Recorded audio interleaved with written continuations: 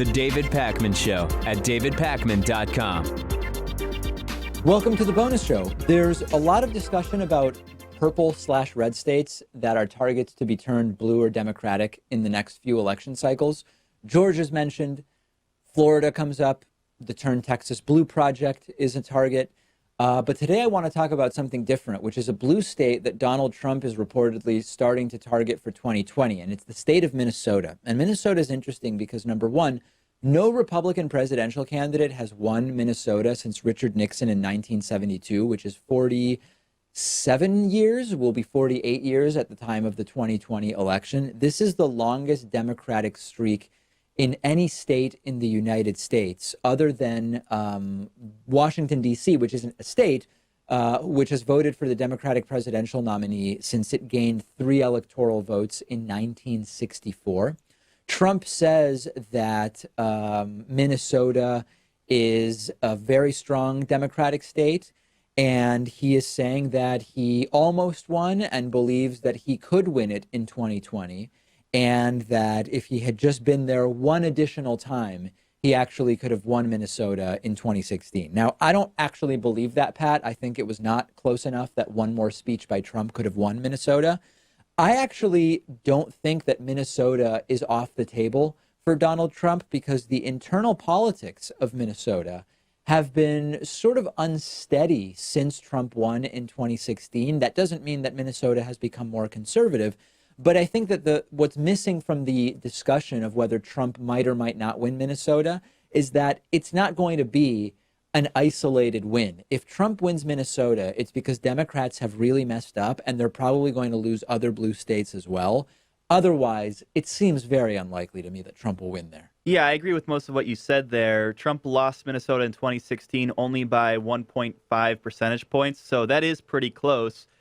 It's just way too early to tell right now. Like, there are projections you can come up with for the 2020 election, and I don't think that anything you can come up with now is going to be accurate. Like, there's a possibility that Trump again sweeps the Rust Belt. He wins Wisconsin and Ohio and Iowa like he did last time, Pennsylvania. And in addition, maybe he's able to stretch that wave over to Minnesota because Minnesota is a similar state to the other ones that I mentioned. It's also possible that if you nominate someone like Bernie Sanders in 2020, that Bernie sweeps the Rust Belt, maybe even picks off those states like Florida, Georgia, and Texas.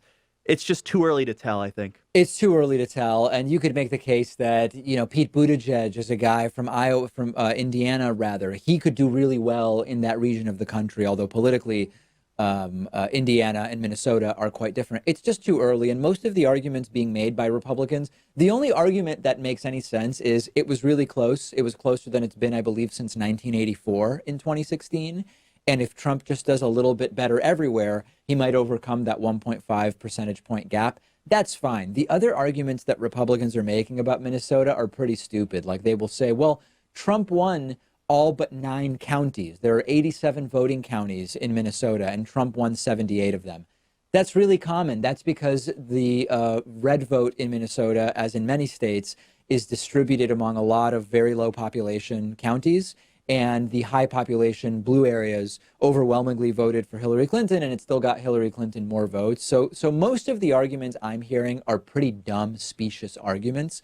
The one that makes sense is, depending on who the Democratic nominee is, and depending in general on voter turnout, if Trump just does a little bit better in 2020 than he did in 2016, which very well could happen, that would translate into a bigger victory in 2020 than in 2016, and it could include some of those blue states that were blue by only a small margin in 2016. So it's early, and we're going to wait and see. There is a New Jersey woman who's facing 4 years in state prison for her role in scamming more than $400,000 from GoFundMe donors, claiming to be collecting money for a homeless man in Philadelphia. This is Caitlin McClure, 29 years old, pleaded guilty to 1 count of theft by deception in the 2nd degree earlier this week in Burlington County, New Jersey. And this was after a 2017 viral story. She ran out of gas. She was stranded on Interstate 95 in Philadelphia. And a homeless man named Johnny Bobbitt Jr. supposedly saw her, gave her his last $20 for gas. And the idea was that McClure was going to pay back the homeless man by posting about what the guy did on social media, including a picture with the homeless man on the highway, and then starting a GoFundMe campaign to raise money for the homeless guy, saying they want to pay it forward. As you can imagine, this became a much larger endeavor in which Bobbitt also pled guilty at the local level to one count of conspiracy to commit theft by deception. They worked together, the prosecutors claim, in defrauding people for money that was not actually just to pay forward, but partially to enrich McClure herself. And I've got to be honest with you, Pat, I don't know exactly what her punishment should be, but these scam GoFundMe campaigns are too common. The mechanisms that GoFundMe has to identify and remove them are okay, and it's fine to remove the campaigns. But if people have been scammed out of their money, if they've been defrauded by deception in this way, there should be some punishments. There needs to be some sense that the justice system is not going to allow this type of fraud, and it's good that people start getting punished for it. I don't know about 4 years or 4 months or whatever. I'm not really sure about that. But this is too common, and there needs to be some way to make it clear that it's just not acceptable. You're not going to be able to get away with it. Yeah, my sense is a light prison sentence with a decent fine attached. And of course, everyone who was defrauded should get refunded. Interestingly, though, if this wasn't a scam, let's say this was totally legit and $400,000 was raised for this homeless man, would this even be the best thing for him to give him all that money at once? I mean, I don't know if he'd be able to turn his life around if he had that money. Would he end up wasting it in some sort of way, end up in a position where he started at? Is that even the best way to go about getting people off the streets, to start GoFundMe campaigns? I mean, that it's a very fair question, and I think we can apply the same question to lottery winners and how people who get into bad financial situations to begin with sometimes get into those situations because they're not good at managing money. And then there's a very general question about whether if you just drop some money on them, is that long-term going to improve their situation? But it certainly would not be problematic in terms of if the money was really going to this guy and people saw that there were $100,000 already donated, and they said, even though there's $100,000 already sort of there waiting, I want to do another $50.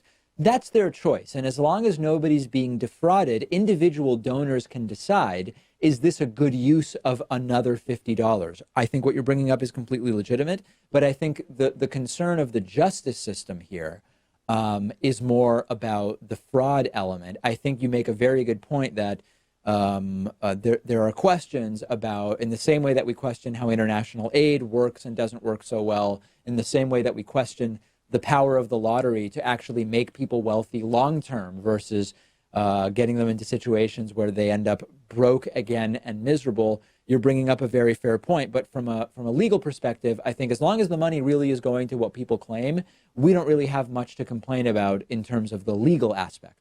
Yeah, and the thing that you mentioned about people donating, even though they may have seen that he had already raised a good $100,000, $200,000, that's a little shocking to me. Like, I would be inclined to donate $20, $30 if I saw that the campaign had only raised, a few thousand. But once I saw that $100,000, $200,000, $300,000 had been raised, I'd be like, all right, it sounds like he got enough here. Did a good deed, got rewarded for it, Yeah. But I'm not going to throw any more money on top. Well, it's just a question of he gave a woman $20 and they were his last $20. Therefore, we say it's worth more than just $20. Right. If you only had $20 left, those $20 would be worth much more than $20 to someone who has $100,000 in the bank. So there's more value to the $20 than 20. But is it 400,000? I think you're right. Most people would say that it is not. But apparently enough people believed that it was. And the result was $400,000 was raised. There's a new study out about common sleep-related myths, and a lot of these I've been seeing spread by even Facebook friends of mine, and I'll go through a couple of these briefly. There are people who believe that lots of adults do fine with 5 or fewer hours of sleep and that they feel completely fine. Science does not back that up. There are short periods of time during which you can, of course, get by and survive. In the short term, it's not going to kill you to sleep 4 or 5 hours a night. Many people with young babies at home are regularly not sleeping a lot. but science tells us that that's not sustainable over the long term. Please stop posting on your Facebook wall, if you're friends with me, that you're fine and there's no negative effect to sleeping 4 to 5 hours. Number two, people often brag about how great it is that they can fall asleep anywhere, anytime, at a moment's notice. Although it might seem convenient, that's usually not good for a couple of different reasons. One is that being sleepy all the time or being so often on the verge of falling asleep means that you're overtired and you're not actually getting enough sleep, and you're probably suffering in other areas of your life. The other issue is that it is indicative that you are carrying what is sometimes called sleep debt, and there is controversy over whether sleep debt as described is a real thing or not. But the point is, if you can so easily fall asleep, it is, number one, indicative of the fact that you are not getting nearly enough sleep. And number two, it can even be connected to some medical conditions like narcolepsy. I had a manager when I worked at Circuit City who was narcoleptic, and we would sometimes walk into his office and he would just be sitting at his chair sleeping.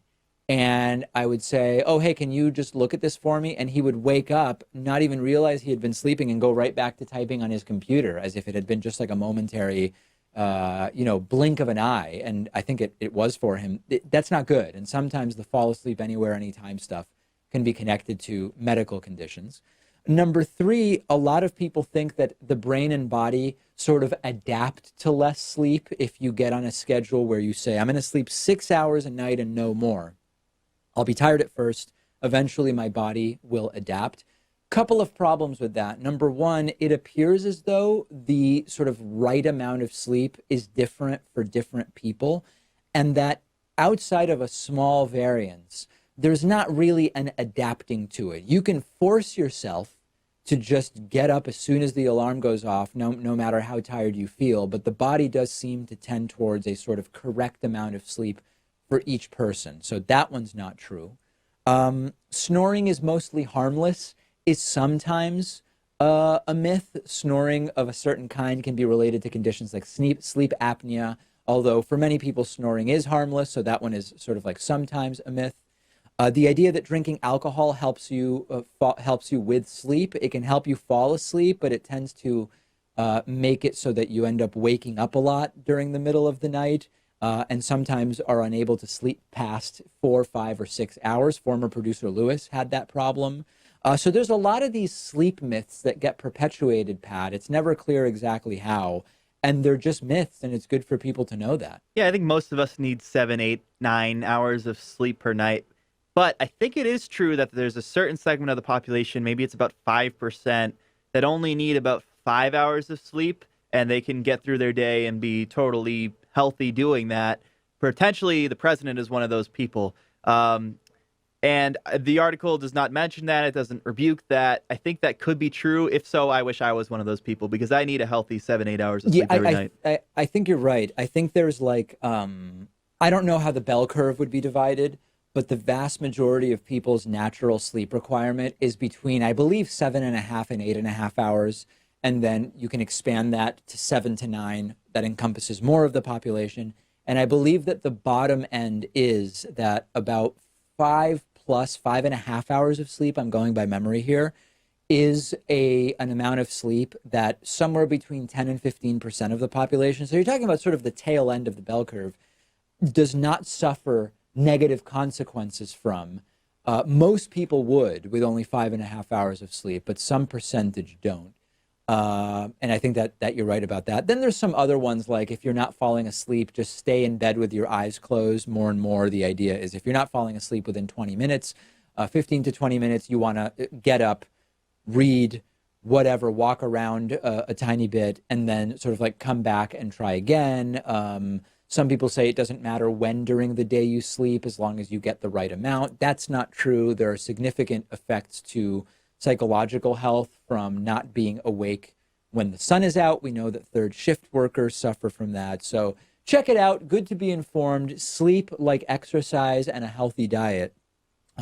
So just so important. And I feel like in the world, Pat, where work and busyness is fetishized, it's often ignored that sleeping appropriately is not something lazy people do. It's something that allows you to actually get more accomplished. Yeah, and I've been actually pretty good about getting to bed on time. I'm usually in bed by 10:30, fall asleep by 11, and then I'm up with the sun at 6 o'clock Wow. in the morning. And it's a great feeling. I feel like I can get a lot done in the day. Sometimes I go on a run. Sometimes I go to a 7 a.m. jujitsu class, which is crazy to think about. Like, I come in here for work every day, and some of those days I'd already been choking out people in the morning. So that's how I like to spend That's my incredible, mornings. yeah. And oftentimes it's not even happen casually on the subway. Sometimes you're actually doing it as part of a class, which is even more shocking. Yes, that's true. I think it's time to end this bonus show. We're going to cut out the entire bonus show today. We'll redo the entire thing. That's it for today. New show tomorrow, new bonus show tomorrow, hopefully Mueller report tomorrow as well. The David Pakman Show at davidpakman.com.